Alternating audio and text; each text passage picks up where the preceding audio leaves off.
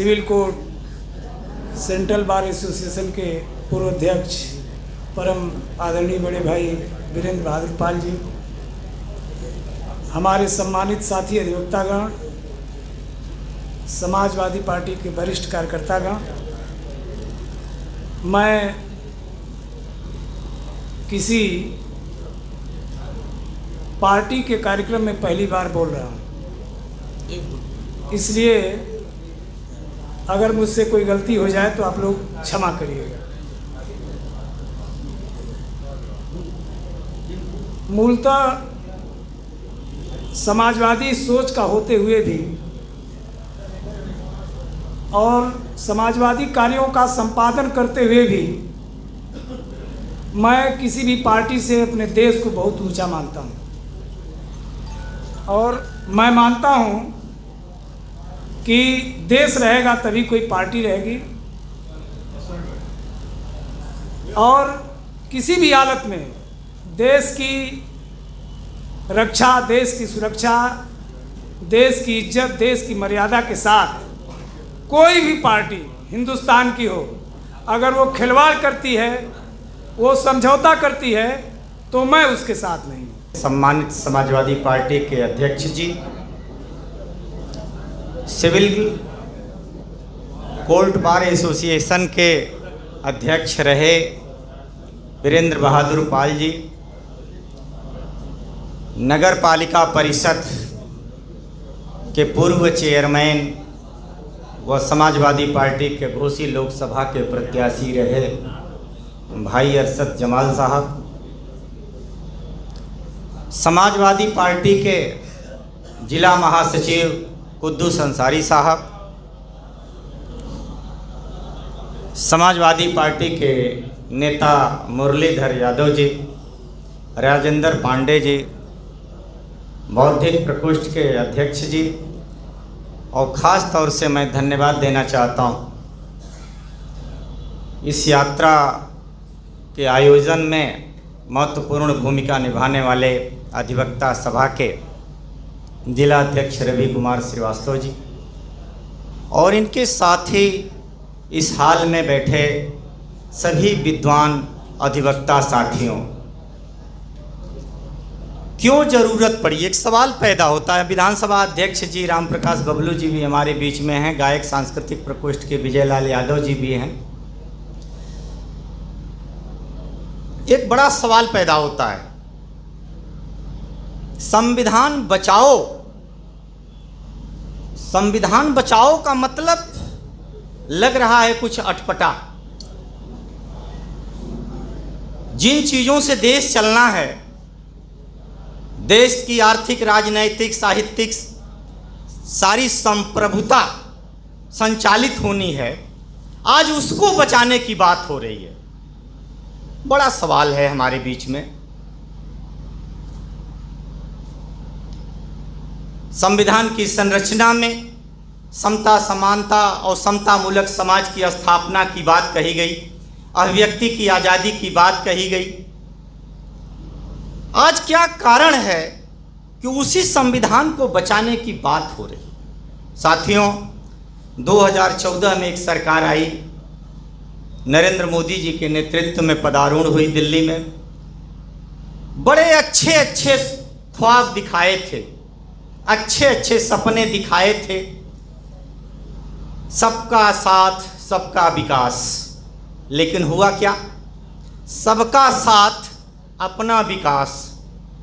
अपने हितों को साधने के लिए केंद्र की सरकार ने संविधान की जो आर्टिकल गरीबों, मजलूमों, नौजवानों, बेगारों के लिए बनी थी, उन सारे संवैधानिक कानूनों को उल्टा पलटा कर दिया।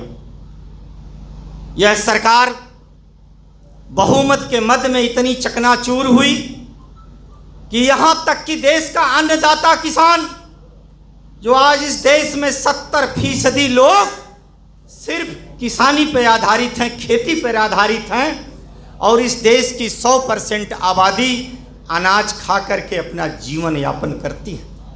सबसे बड़ा कुठाराघात तो अपने चहेतों को लाभ पहुंचाने के लिए संविधान की आर्टिकल को चेंज किया गया और लोकसभा और राज्यसभा में ऐसे काले कानून पारित किए गए जिससे कि यह देश का संविधान, इस देश का आईन, इस देश का कानून आज खतरे में पड़ गया। अधिवक्ता साथियों, आप तो विद्वान हैं, हमसे ज़्यादा आपको आर्टिकल के बारे में जानकारी भी है, संवैधानिक मूल्यों को आप समझते भी हैं। और मैं आप सबको धन्यवाद देना चाहूँगा कि आज इस देश की ऐसी परिस्थिति बनी है, महंगाई इस कदर है, बेरोजगारी आप देख रहे हैं। एक साथी कल बता रहा था, सरवा में मैं अपने गांव सभा की चट्टी पर बैठा था तो कह रहा था कि हमारे बड़का बाबूजी या चाचा लोग गए हैं लखनऊ। हमने कहा कैसे गए हैं, क्यों गए हैं? तो उसने बताया वो शिक्षक भर्ती को लेकर के आंदोलन कर रहे थे और आंदोलन में उनके ऊपर इतने मुकदमे लादे गए हैं कि वो लखनऊ की जेल में वो आंदोलनकारी हैं।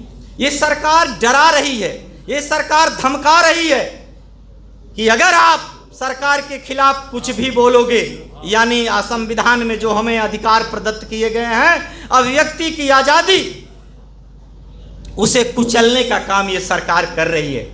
ऐसा माहौल इस देश में पैदा हो गया, भय का वातावरण है, आप सरकार के खिलाफ बोल नहीं सकते। हम लोगों ने बड़े बड़े आंदोलनों में भाग लिया है, सरकारें आती रहती हैं, सरकारें जाती रहती हैं, ये सरकारें अस्थायी नहीं होती हैं। मैं माननीय नरेंद्र मोदी जी और योगी जी, जो दोनों इस देश और प्रदेश के मुखिया हैं, मैं उनको कहना चाहता हूं कि ये सरकारें अस्थायित्व तो नहीं देती, संविधान की ही देन थी। ये बाबा जोगीनाथ के 46 मुकदमे स्वयं उन्होंने वापस लिए, वो है संविधान की ही देन थी। ऐसा है, आप मुझसे बेहतर समझ सकते हैं। उन्होंने खुद पहला इस देश में पहला ऐसा मुख्यमंत्री किसी प्रदेश का है जिन्होंने अपने स्वयं के आपराधिक मुकदमे वापस लिए हों। कितनी विडंबना है। और आप हमें क्या दिखाना चाहते हैं? डरा धमका करके, भय का माहौल पैदा करके लोकतंत्र में हमारी अभिव्यक्ति की आज़ादी को आप कुचल नहीं सकते।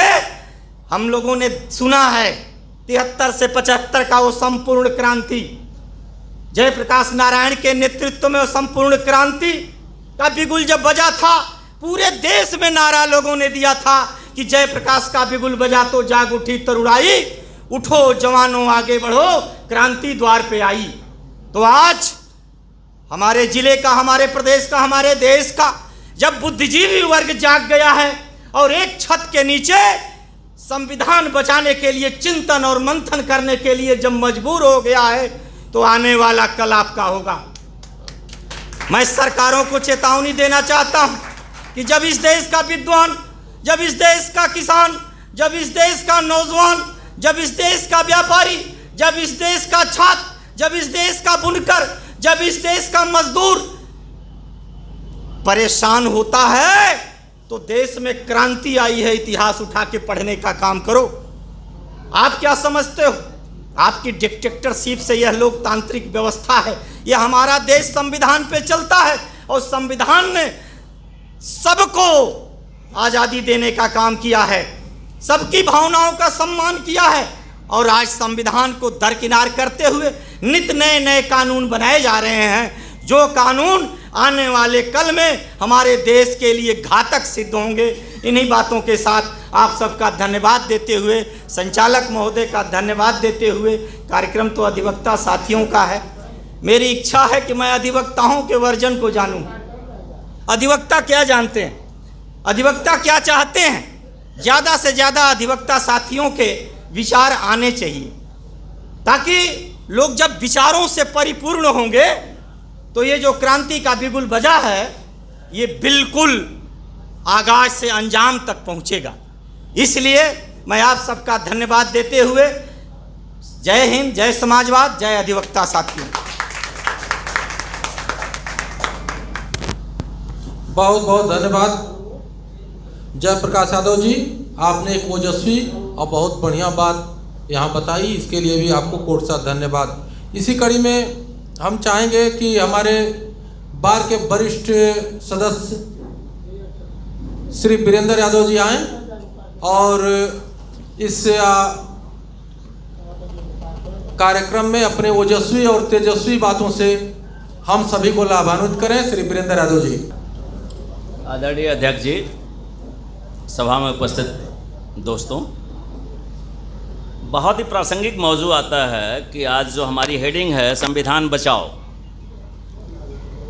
संविधान संकट में तब आता है जब तमाम किसानों के ऊपर गाड़ी दौड़ा दी जाती है और किसान मर जाते हैं, तो 164 में बयान होना चाहिए गवाहों का और बयान होता है मुलजिम का।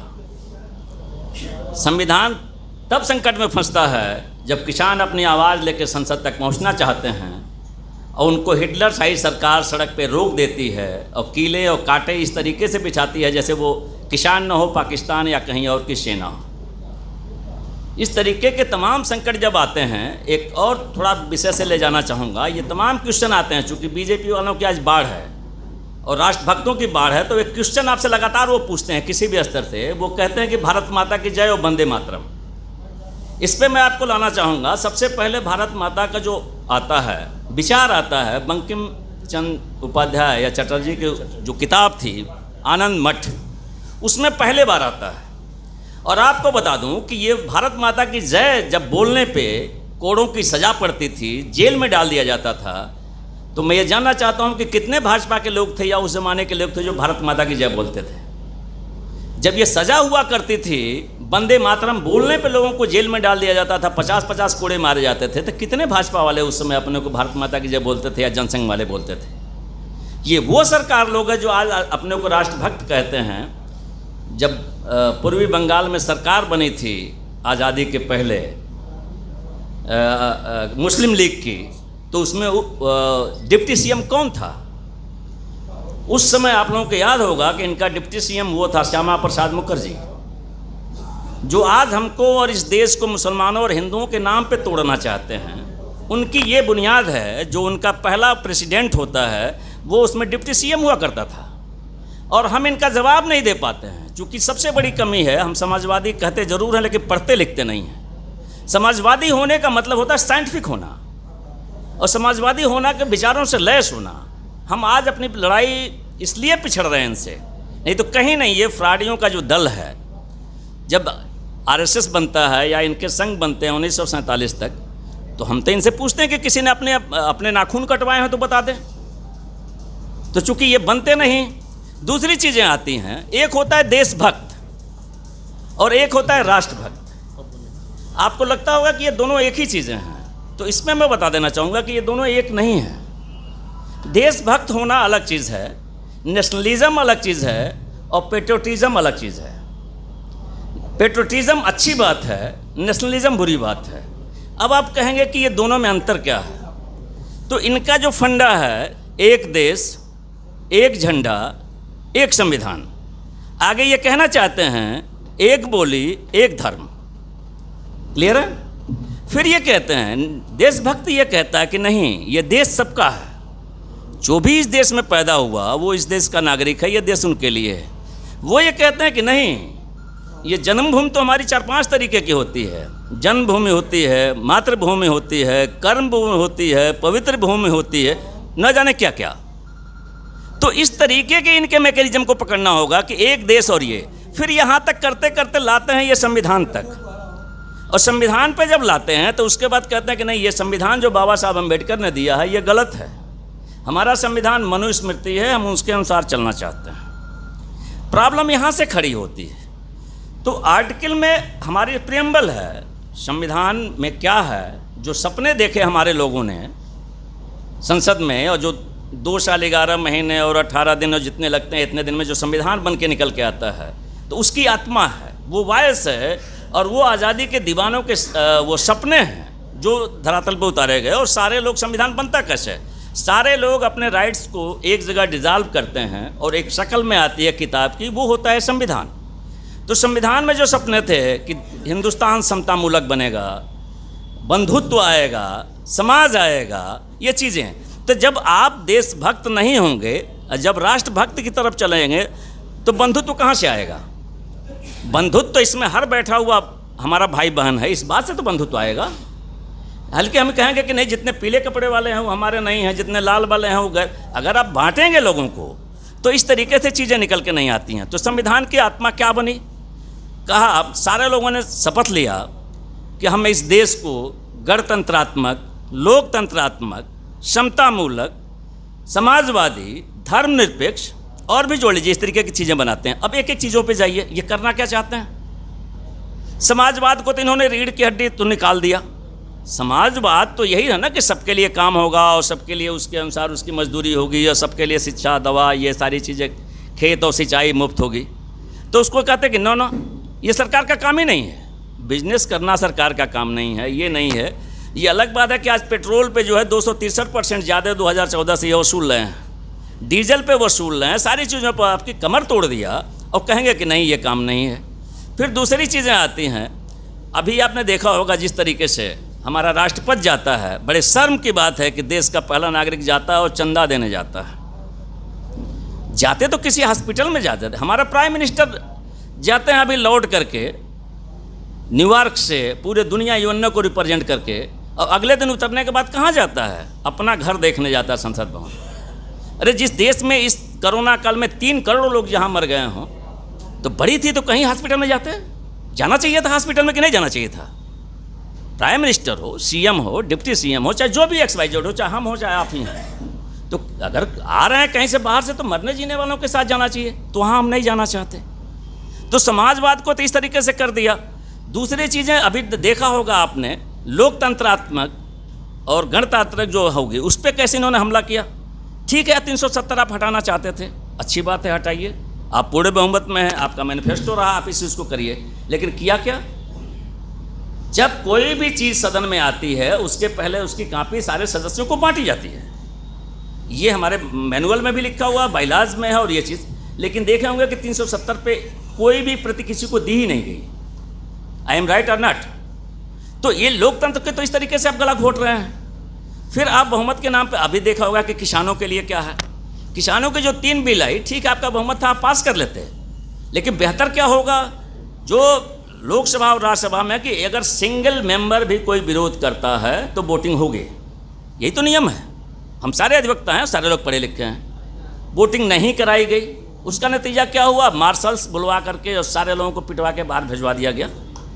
हमारे सैकड़ों राज्यसभा के सांसद पार्लियामेंट के बाहर गांधी प्रतिमा पर जमे रहे। उसके बाद से जो हमारे कहते हैं कि हम भी किसी ज़माने में समाजवादी रहे हैं, आज चले गए हैं उधर, अध्यक्ष जी चाय लेके आते हैं, आप लोगों को याद होगा वो दिन। तो इस तरीके से चीज़ों को ख़त्म किया जा रहा है और उस संविधान को बताने की हेडिंग ही बता रही कि हमारा संविधान खतरे में है। तो संविधान खतरे में कैसे है? हमारे मूल्यों को, जो हमारे जो इंस्टीट्यूशंस हैं, जो कॉन्स्टिट्यूशनल बॉडी हैं, जैसे हमारा सुप्रीम कोर्ट है, जैसे हमारे इलेक्शन कमीशन है, जैसे हमारी CBI है और इस तरीके की चीज़ें हैं, कुल 5 हैं, हमारा RBI है। इन पे जब इस तरीके से होगा तो कैसे होगा उसको मैं गिनवाता हूँ। यही पार्लियामेंट वो हमारा RBI था, जब धन देने की बात आई थी, मनमोहन सरकार ने लगातार उसमें 3.5 लाख करोड़ रुपया जमा किया था अपने कार्यकाल में, 8 या 10 सालों में। ये कहते थे कि हमको 1.5 लाख करोड़ रुपया दे दीजिए। उसने कहा कि नहीं दे पाएंगे, हमारी गवर्निंग काउंसिल इस बात की इजाज़त नहीं देती है, हमारे कॉन्स्टिट्यूशन से इजाज़त नहीं देते हैं। मैक्सिमम जो आप देंगे उसका हम 10%, 20%, 70% इस तरीके से कर देते। तो क्या किया इसने? उसको ही बदल दिया, उस गवर्नर को बदल दिया। हालांकि गवर्नर इनका खुद का आदमी था। आपको याद होगा कि एक दूसरे गवर्नर को हटा करके इन्होंने उर्जित पटेल को लाया था जब नोटबंदी करी थी, तो वहाँ तक तो वो झेल गया। लेकिन जब पैसे मांगने की बात आई तो उसने कहा कि हम नहीं कर सकते और उसने खुद ही इस्तीफा दे दिया, इस्तीफा दे के चला गया। उसके बाद अब जिसको लाते हैं ये रविकांत दास को, या जो इस समय का गवर्नर है, उसके बाद इसे गवर्निंग काउंसिल बदल देते, उसमें कहते हैं कि 3 एक्जीक्यूटिव मेंबर रहेंगे। आपने गवर्नर भी ला दिया, एक्जीक्यूटिव काउंसिल भी ला, इस तरीके से पास करके, और जितना मनमोहन या पिछले के गवर्नमेंट ने जमा किया था उससे ज़्यादा इन्होंने निकाल लिया। तो इस तरीके से उस संस्था का, उसके बाद होगा आपको कि एक अभी जब पिछला इलेक्शन हुआ था तो उस पर रिपोर्ट आई थी तमाम लोगों की, और उसमें जो इलेक्शन कमिश्नर था, डिप्टी इलेक्शन कमिश्नर या नंबर 2 के 2-3 मेंबर थे, तो उसके खिलाफ उसने इनके खिलाफ कार्रवाई करने की बात कही। उसने मेनका गांधी के खिलाफ कार्रवाई और दूसरे के खिलाफ कार्रवाई करने की बात किया, होम मिनिस्टर के खिलाफ कार्रवाई करने की बात किया। तो हुआ क्या? उल्टे उसी को हटा दिया गया। तो इस तरीके से ये साजिश चली जा रही है। CBI का आपने देखा ही होगा सीबीआई के दो जो लड़ गए थे आपस में और मामला सुप्रीम कोर्ट तक गया था, तो जो सही था उसी को घर भेज दिया गया। तो इस तरीके से इस गवर्नमेंट ने एक भी चीज़ों को नहीं भेजा। डेमोक्रेटिक क्या होता है? अब डेमोक्रेटिक का मतलब ये होता है कि डिवीजन ऑफ पावर होगा। तो ये गवर्नमेंट क्या करना चाहती है? सेंट्रलाइजेशन ऑफ पावर, सारे चीज़ों के पावर को ये अपने एक्ट में लेना चाहती है। नतीजा क्या होता है? जो आपका डीएल कल तक 250 रुपये में बनता था, हम सारे यंग जितने एडवोकेट्स हैं शुरू में बनवाते थे, और आज उस डीएल को बनवाने में 5,500 रुपया बन रहा है। मैंने खुद अपनी बिटिया का बनवाया है, मैं इस चीज़ को जान रहा हूँ। तो इस तरीके से जो हम लोग 20 रुपये दे करके एक सिंपल जो रिपोर्ट आ जाती थी वहाँ की आरसी की, उसको लेने के लिए वहाँ 300 रुपया लगाइए, उसके बाद बाहर कर दे। तो कोई भी ऐसा चीज़ नहीं है जिसको इन्होंने छोड़ा हो। तो इस तरीके से ये बहुत आज का मौजू पहलू है कि इस तरीके की सरकारों को 1 मिनट भी रहने का हक नहीं है। कमी कहाँ से हुई हम लोगों के नेताओं में? हम लोगों के नेताओं को लगा कि नहीं, इनके पास बहुत प्रचंड बहुमत हो गया, हम क्या कर सकते, 5 साल हम। अच्छा, वो भी यही तर्क देते हैं कि 5 साल हमको चुन लिया गया था, 5 साल आप क्यों बोलते हैं? गलती वहाँ से हो रही है। अगर सरकार गलत करती है तो एक दिन भी उसको टिकने का पावर नहीं है। सरकार का होता क्या है? देश चलाने का जिम्मा दोनों का है, पक्ष का भी है, विपक्ष का भी है। अंतर यह है कि वो सरकार के अंदर से रह के चीज़ों को चलाते हैं और हम उसको बाहर से करते हैं। रास्ता तो दोनों ही दिखाते हैं। तो यहाँ पे हमको इस चीज़ को और आगे आना चाहिए और इस पे हम चीज़ों को और आगे बढ़ाना चाहिए। और भी हमारे तमाम दोस्त आएंगे, इस पे अपनी बात रखेंगे। इतना ही, थैंक यू। जय समाजवाद। बहुत बहुत धन्यवाद वरिष्ठ अधिवक्ता, हमारे अभिभावक, हमारे उत्प्रेरक श्री वीरेंद्र यादव जी। इसी क्रम में मैं वरिष्ठ समाजवादी नेता श्री राजेंद्र पांडे जी को आमंत्रित करूंगा कि वो आएँ और अपने कथनों से हमें अभिभूत करें। वरिष्ठ नेता श्री राजेंद्र पांडे जी, तालियों के साथ स्वागत करें।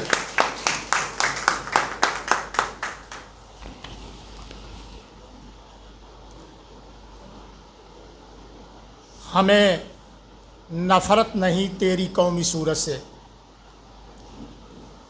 हमें नफ़रत नहीं तेरी कौमी सूरत से, हमें नफ़रत है तेरी बेअंदाजी हुकूमत से। तेरी सरकार में जनता को रहमत हो नहीं सकती, तो ये सच है सरकार चलाने वालों कि तुझसे मोहब्बत हो नहीं सकती। लो हम आए हैं, अपना संकल्प सुनाए हैं, याचना नहीं अब रण होगा, संग्राम बड़ा भीषण होगा।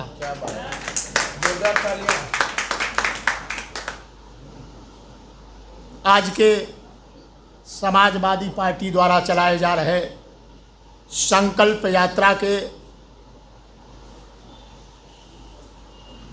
कार्यक्रम में बैठे हुए हमारे जनपद के, हमारे समाजवादी पार्टी के सम्मानित जिलाध्यक्ष निवर्तमान हो गए हैं, लेकिन हम लोगों को लगता नहीं है कि ये निवर्तमान है। जिस तरह से निवर्तमान होने के बाद आदमी अपने को दूसरे तरीके में ढाल लेता है, लेकिन हम लोगों ने देखा कि निवर्तमान होने के बाद भी इन्होंने कभी पीछे हटने का काम नहीं किया। लगातार जो समाजवादी पार्टी के द्वारा चलाए जा रहे जो कार्यक्रम हैं, जो आंदोलन हैं, हर कार्यक्रम में ये हमेशा आगे रहते हैं। परम आदरणीय धर्म प्रकाश यादव जी, दूसरे अभी तो तमाम लोग आने वाले हैं, कुर्सियाँ खाली हैं। हम लोगों के संरक्षक, हम लोगों के अभिभावक माननीय दयाराम पाल जी, एक ज़माने में जब हम लोग आंदोलन किया करते थे परम आदरणीय अपने नेता सुधाकर सिंह के साथ, हम लोगों के पास पैसे नहीं थे, किसी तरह से जेब में जो पैसे रहते थे, आंदोलन में जब हम लोग फंसा दिए जाते थे, लाठियां मारी जाती थी, जेल जाते थे हम लोग, तरह तरह की यातनाएं जब हम लोगों को दी जाती थी, पैसे के अभाव में हम लोग जाते थे। आदरणीय दयाराम पाल जी देखते ही हंसने लगते थे कि आओ सुधाकर, कितने लोग तुम्हारे साथ फंसे हैं, चिंता मत करना, तुम्हारी जमानत के लिए जो कुछ भी होगा हम तैयार हैं।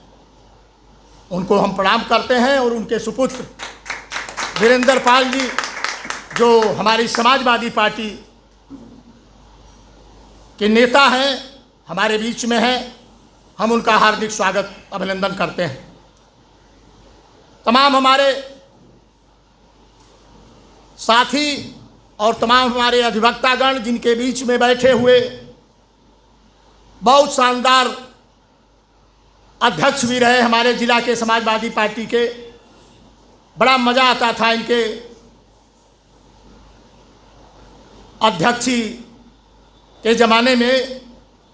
कंप्यूटर से सारी व्यवस्था जब ये किया करते थे, परम आदरणीय हमारे अरशद जमाल जी जो लोकसभा का चुनाव भी लड़े। सबसे बड़ी शानदार बात आप लोग को मैं बताने जा रहा हूं कि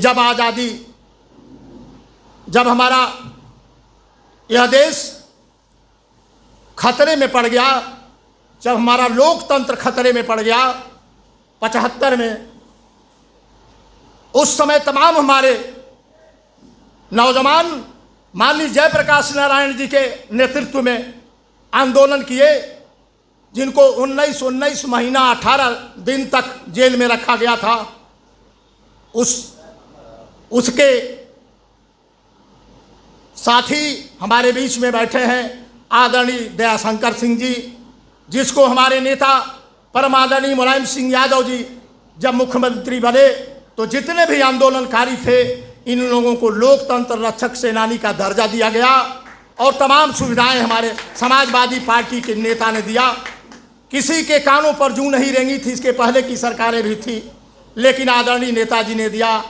दयाशंकर जी सिंह जी, गौरव पांडे जी, मुरली यादव जी, अधिवक्ता, तमाम लोग हमारे संचालन कर रहे हैं हमारे साथी, हम लोगों के पार्टी के समाजवादी पार्टी के जिला महासचिव शानदार नेता कुद्दूस अंसारी साहब,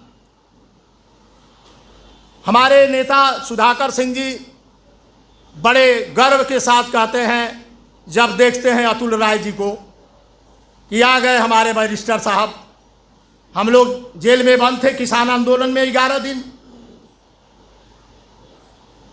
एसडीएम कहता था जमानत कराइए, मुचलका भरिए। हम लोगों ने कहा हम लोग मुचलका नहीं भरेंगे। हम लोगों का मतलब विधायक जी ने कहा कि मुचलका हम नहीं भरेंगे, तुम्हारे अंदर जितनी भी ताकत हो, जितना तुम दिन रखना चाहते हो रखो। अतुल राय जी बेचारे लगातार संघर्ष करके और बिना मुचलका का, बिना जमानत का हम लोगों को ये जेल से बाहर करवाए। आप लोग के बीच बैठे हैं, हम इनका आभार प्रकट करते हैं। तमाम हमारे लोग, नाम छूट जाए तो आप लोग सब लोग हमें क्षमा करेंगे। जयप्रकाश जी के भाषण को आपने सुना, कलेजा गदगद हो गया। कितनी अच्छी बात जयप्रकाश यादव जी ने, ऐसे ऐसे हमारे समाजवादी पार्टी के नेता इस बीच में बैठे हुए हैं। हम सबका हार्दिक स्वागत, अभिनंदन और वंदन करते हैं। साथियों, अभी मुख्य अतिथि जी आने वाले हैं। इस संकल्प यात्रा के विषय में तमाम बातें आपको बताई जाएगी, लेकिन जो मुझे याद है कि साथियों, एक जमाने में राजतंत्र हुआ करता था। राज माने राजा और तंत्र माने मशीनरी। जिस मशीनरी पर राजा का अधिकार होगा वह राजतंत्र होगा, और राजतंत्र का गुण होगा कि रानी की कोख से लुल्ला, लंगड़, कोढ़ी, कबारी, देवर, डाबर, अंधासुर जो पैदा होगा वो देश का राजा होगा। लेकिन महात्मा गांधी, सुभाष चंद्र बोस, अशफाक उल्लाह खां, रोशन सिंह, भगत सिंह के अरमानों का देश बना प्रजातंत्र। प्रजा माने जनता और तंत्र माने मशीनरी, जिस मशीनरी पर जनता का अधिकार होगा और वह प्रजातंत्र होगा। और प्रजातंत्र में हमारा संविधान बनाया गया, नियम बनाया गया, कानून बनाया गया कि जिसके तहत चल करके हमारे देश के लोग इस देश का तरक्की करेंगे, विकास करेंगे, बहबूदी और विकास होगा।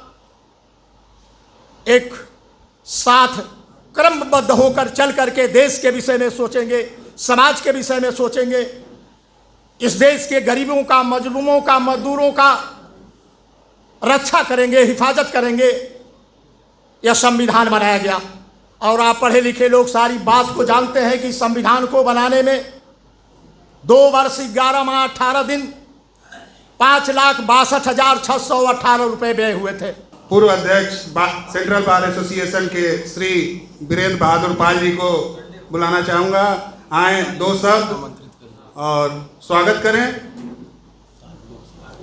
तालियों के साथ आप लोग स्वागत करें।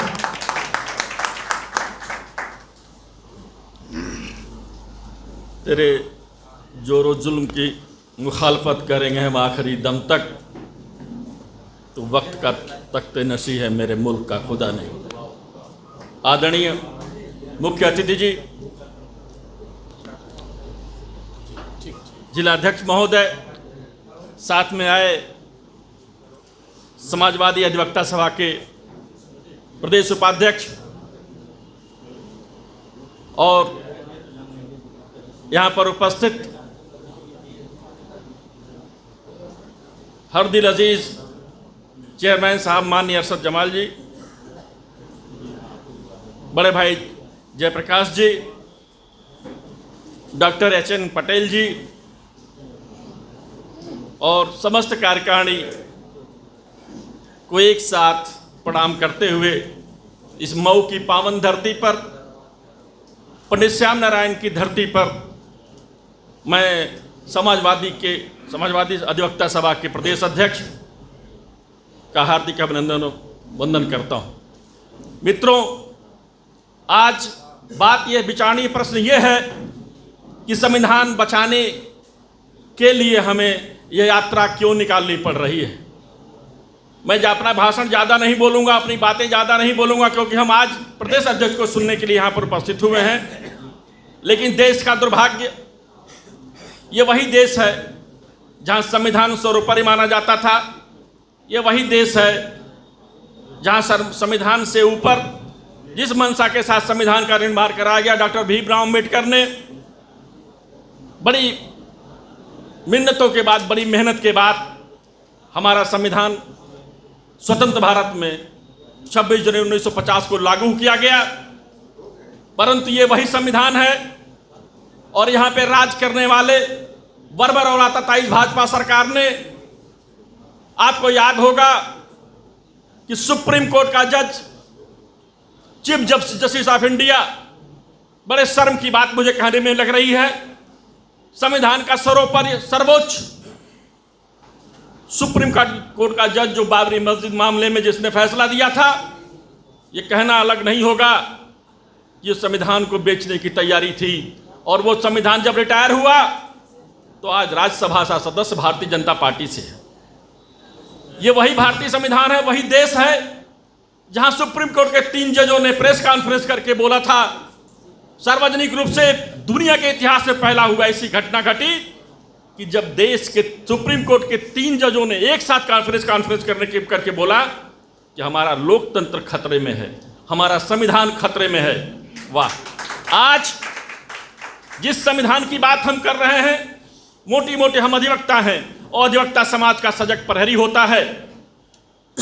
ये सरकार जिसने अपने जुल्म की सीमाएं लांघ गई, आज हमारे सारे लोग जहाँ हिंदू कहना यहाँ राष्ट्रद्रोह नहीं है, लेकिन हिंदुस्तानी कहने पर आप राष्ट्रद्रोही माने जा रहे हैं। वाह रे हिंदू, वाह रे सरकार। ये संविधान को बचाने की बातें हैं, जो बड़ी बातें हैं आपको बताएंगे। मैं छोटी सी बातें बता रहा हूं। आज ये सरकार आपको हमसे अजीब सी विडंबना हो गई है। रेल बेच दिया और रेल मंत्रालय चल रहा है, स्वास्थ्य विभाग बिक गया, स्वास्थ्य मंत्री चल रहा है, ट्रेन बिक गई, हवाई जहाज बिक गया, उड्डयन मंत्री चल रहा है। किस बात का मंत्री? क्या आप टैक्स वसूलने के लिए, अडानी के दिए हुए चंदे से सरकार चलाने के लिए, अपना हिस्सा मांगने के लिए सरकार का मंत्रालय क्यों?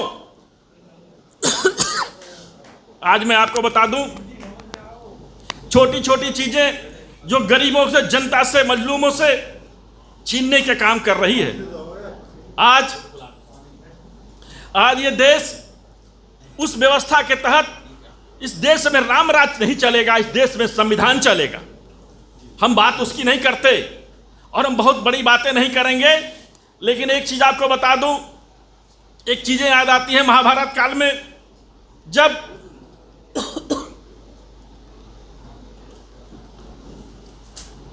कौरवों के पास पांडवों के दूत बनकर श्री कृष्ण आए थे